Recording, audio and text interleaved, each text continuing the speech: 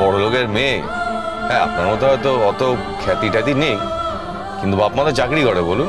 মালদার পার্টি আছে, কিন্তু এখন ওর বাবা একটু রাগ করে আছে, তাই কিছু দিচ্ছে না। কিন্তু আজ নয় কাল তো কিছু না কিছু দেবেই, কি বলুন? তুমি যে এত লোভী লালন, আমি না সেটা স্বপ্নেও ভাবতে পারিনি। ভেবেই বা কি করতেন বলুন? ভেবে তো আর আমার বাড়িতে চলে আসতে পারতেন না। আর সব থেকে বড় কথা, আপনি তো স্বেচ্ছায় রাজি হয়েছেন। খুবই ভালো করেছেন, বুঝলেন? একটা বিরাট ভুল করতে যাচ্ছিলেন, সেই ভুল থেকে আপনি সরে দাঁড়িয়েছেন। আমি না তোমার বাবাকে দয়া করেছি। আপনি আমার বাবার কেনা গোলাম ছিলেন তা তো জানতাম না। আর আমার বাবাকে দয়া করতে কে মাথার দিব্যি দিয়েছিল আপনাকে, সেটাও আমি জানি। আপনি শুধু শুধু আমার বাবার নামটা কিন্তু টেনে আনছেন এখানে। আপনি নিজের ইচ্ছে হয়নি তাই আসেন, হয়ে গেল, মিটে গেছে। সেই সব নিয়ে তো আমি আর কিছু ভাবছি না। আর আপনার জীবনেও এসব আবল তাবল জিনিস নিয়ে ভাবার সময় এখন নেই। কেন এসব নিয়ে ভাবছেন বলুন তো? ছাড়ুন না এসব কথা। আপনার বোধহয় খিদে পেয়ে গেছে না? চলুন, আমি তাড়াতাড়ি বাড়ি পৌঁছে দিচ্ছি। কে বলেছে তোমাকে আমার খিদে পেয়েছে? না, আমিই বলছি। এতক্ষণ ধরে বাড়ির বাইরে আছেন। আসলে এই সময়টা একটু নিয়ম টিয়ম মানতে হয়, ঠিক সময় খেতে হয়, গলার যত্ন নিতে হয়। কালকে তো আবার আপনার একটা বড় শো আছে। চাইলে তো তুমিও গান গাইতে পারতে, এখানে না হোক অন্য কোথাও। এত হাসির কি হলো লালন? গান তো তুমি আগেও গাইতে। জীবনের চাকাটা পাল্টে গেছে ম্যাডাম। এখন আপনি জায়গায় জায়গায় গান গাইতে যাবেন, আর আমি আপনাকে গাড়ি চালিয়ে পৌঁছে দেবো। সেই নিয়তি তুমি নিজে ডেকে এনেছো লালন। 100 বার আমি তো অস্বীকার করছি না, আমি নিজেই ডেকে এনেছি। দেখুন ম্যাডাম, আমার মতো একটা সামান্য মানুষকে নিয়ে না আপনি আর ভাববেন না। আপনাকে মানায় না, বারবার বলছি আপনাকে। আপনার জন্য কত রাজপুত্র অপেক্ষা করে আছে জানেন আপনি? এই এলো বলে। আপনার মা এত বড় প্রফেসর, আপনার বাবা এত বড় মানুষ ছিলেন। হ্যাঁ, মাঝখানে সব ছেড়ে ছেড়ে দিয়ে দেবদাস হয়ে গেছিলেন, কিন্তু এখন তো আবার উঠে পড়ে লেগেছে। আপনাকে কে পায় বলুন তো? আপনি খালি নিজের জীবনটা নিয়ে ভাবুন এবার। একদিন যারা আপনার জীবনে আবর্জনা হয়েছিল তাদের নিয়ে আর ভাববেন না। এমন ভাবে তাকিও না ফুলঝুরি। এখনো আমার ভেতরটা চঞ্চল হয়ে ওঠে। এখনো আমি দুর্বল হয়ে তোমার হাতটা ধরে ফেলতে পারি, কিন্তু আমি আর দুর্বল হতে চাই না এই জীবনে, কিছুতেই না।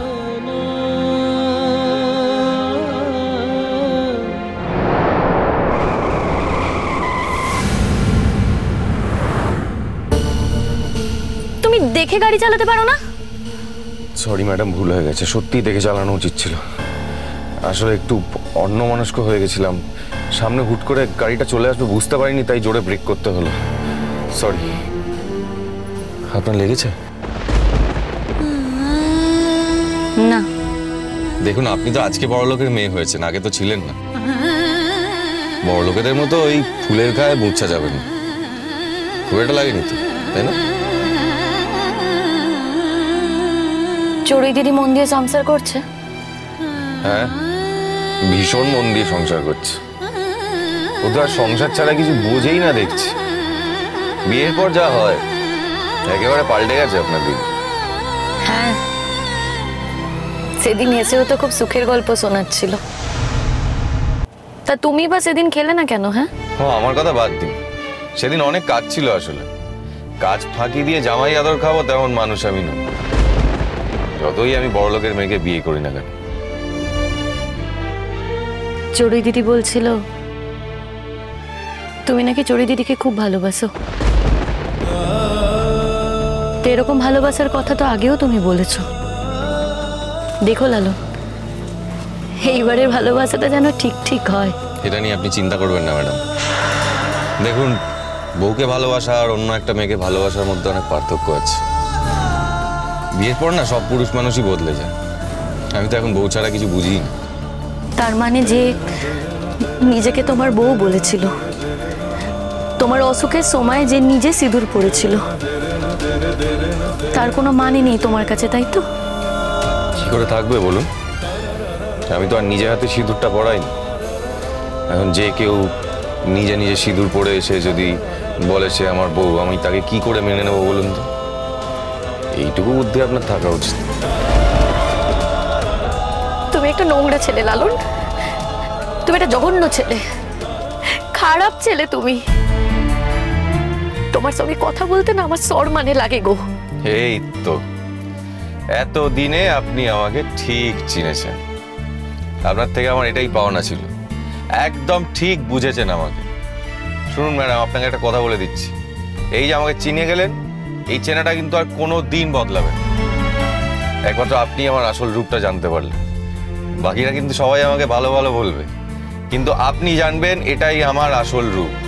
কোনোদিনও যদি আমার প্রতি আমার মন দুর্বল হয়, জানবেন সেটা আমার অভিনয়। আমার আসল আমিটা কিন্তু এটাই। ঘেন্না করি, আমি তোমাকে ঘেন্না করি লালন। তোমার সাথে যে আমার কোনো সম্পর্ক ছিল না, সেটা আমি গুনাহ করেও আর মনে করতে চাই না। ফ্যান্টাস্টিক ম্যাডাম, এই তো চাই। দেখুন, আপনি না এবার নিজের মতো বাঁচুন, ভালো থাকুন। আমি সত্যি আপনার যোগ্য ছিলাম না। আমার মতো একটা লাফাঙ্গা ছেলের জন্য চড়ুই দিদি ঠিক আছে। তাই জন্য দেখুন আমরা কত সুখে আছি। আপনি আমার জীবনে এলে আপনি ভালো থাকতেন না ম্যাডাম। দুদিন পরেই আমার মুখোশটা খুলে যেত আপনার সামনে। খুব জোর বেঁচে গেছেন আপনি।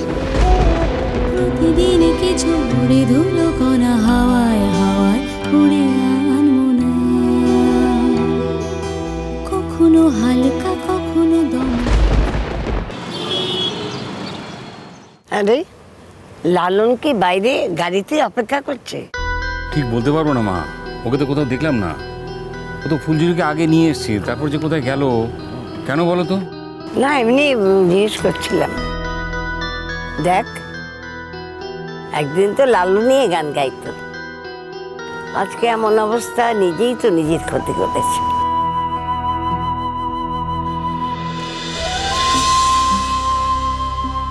মঞ্চ আলো করে ওরই তো গান গাইবার কথা,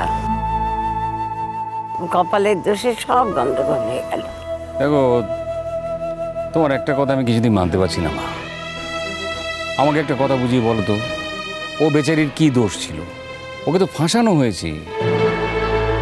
তারপর যখন ও বুঝতে পেরেছে তখন তো উঠে চলে গিয়েছিল, এটা তো মানবে। দেখ, চলে যেমন গেছে, চলে গিয়ে তো বাইরে কোথাও থাকেনি। বুঝতাম 1 মাস বাইরে আছে, তাহলে ওর প্রতি আমাদের সম্মান শ্রদ্ধা সবই বাড়ত।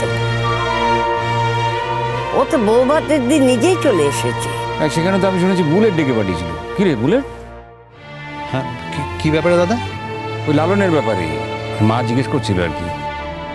আমি বলছি যে লালনের কোথায় দোষ ছিল বলো? কিন্তু ফাঁসানো হয়েছে, তারপর তো বিয়ের আশা ছেড়ে চলে গিয়েছিল, তারপর তো তুই গিয়ে ডেকে এনেছিস। বর্দা ডেকে এনেছে মানে, দেখো ডেকে আনে এক কথা, কিন্তু আসার পরও বিয়ের সব কিছুতে যেভাবে পার্টিসিপেট করলো, ফুলঝুরির সামনে দাঁড়িয়ে আর হানিমুনের প্ল্যান করলো, সেগুলো সব মনে আছে আমাদের। কিন্তু কি ব্যাপার, তোমরা হঠাৎ লালনকে নিয়ে কথা বলছো? আজকে তো ফুলঝুরিকে নিয়ে কথা বলার কথা।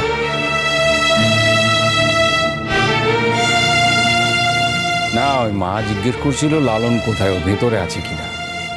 দেখো বর্দা, আমি পরিষ্কার বলে দিচ্ছি, আমি চাই না আজকের দিনে লালন ভেতরে থাকুক। ওকে যে জীবনটা নিজে বেছে নিয়েছে, ওকে তো সেখানেই থাকতে হবে না?